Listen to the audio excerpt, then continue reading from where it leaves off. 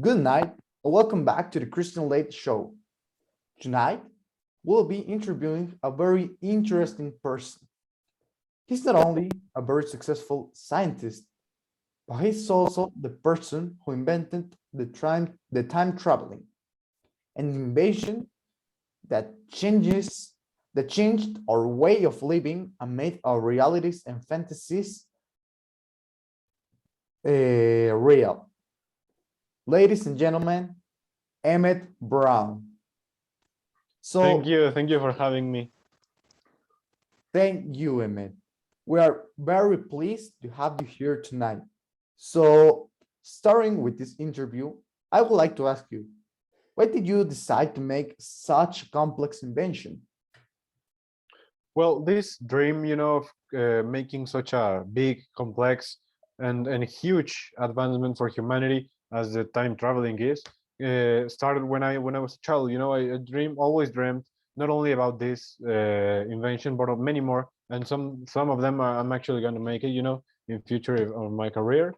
But time traveling was especially one that really intrigued me because I think that it is really amazing what we can do with it and the possibilities it has, and it has had already, since I invented it. And yeah, basically I did it because I was a really curious child, and that didn't stop when I studied. Well, that's actually really interesting. So that leads to the second question. What was the most difficult part of inventing the time machine?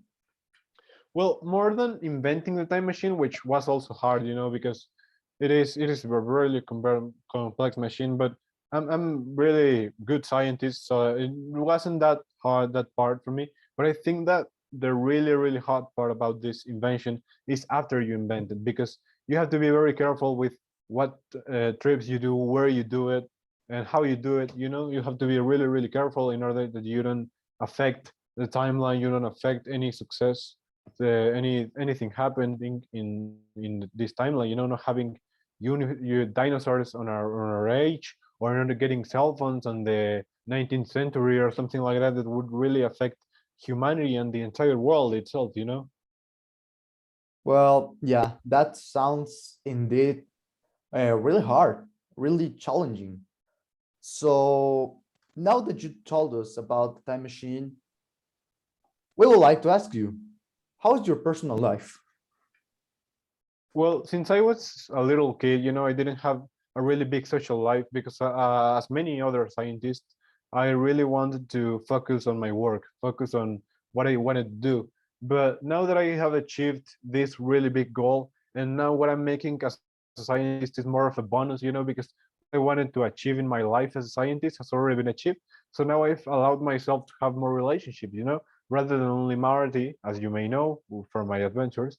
I have now more friends, more of my age, that are another scientist as well, with I can change opinions and things we've learned throughout their careers.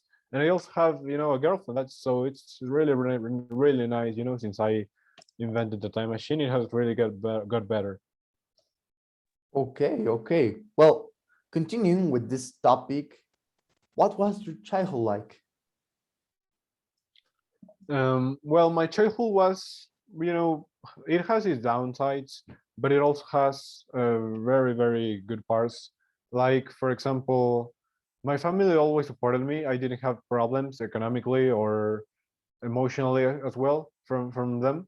They always supported my career. I wanted to be a scientist since I have a memory, and they always supported me when I had the age to go to university.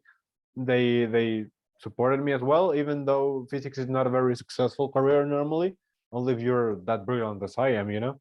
But what really wasn't that great was my social life. As I've said before, I was always thinking about science, thinking about what I wanted to do as a scientist, and I really didn't allow myself to have much friends when I was well, many friends, when I was little, and that affected me because many children, bullied me and said I wasn't social, or I had autism or something like that, because I didn't want to hang out with them.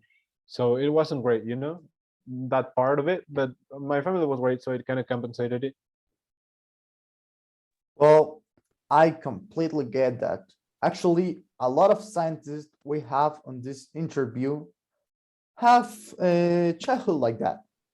So to end with this interview, the question is, how is your relationship with Marty now? Well, after all the adventures you probably know about, we kind of separated because mainly because he got married and he got kids, and he was really busy with that, and he also got another job, normal job, in order to maintain his family. And I continued to develop my machine, my time machine, and as I've said, then I got a girlfriend and more friends, and I've traveled around the world, enjoyed my success, my money and everything, live a really good life. And but now his children are already grown up; they're already adults, and he has a lot of time off as well. And he didn't want to leave his job, but I mean, I have a ton of money for my invention. I've got a lot of brands, wanted to pay me, and my trips, it's been great. So. I've been able to pay him, so he no longer needs his job, and we can hang out whenever we want. We can go to the cinema. We can go, a trip. I can take him and his wife with me and my girlfriend, and it's always great, So yeah, it's been great. It's been a period. There was a period when we weren't really in touch, but now we are, and it's great. Thank you, Iñaki, for being here. That sounds like a really interesting life. And yeah, that's the end of this interview. We're really thankful you were here tonight, and we wish Thank you for you having a me. good I'm night. thankful as well.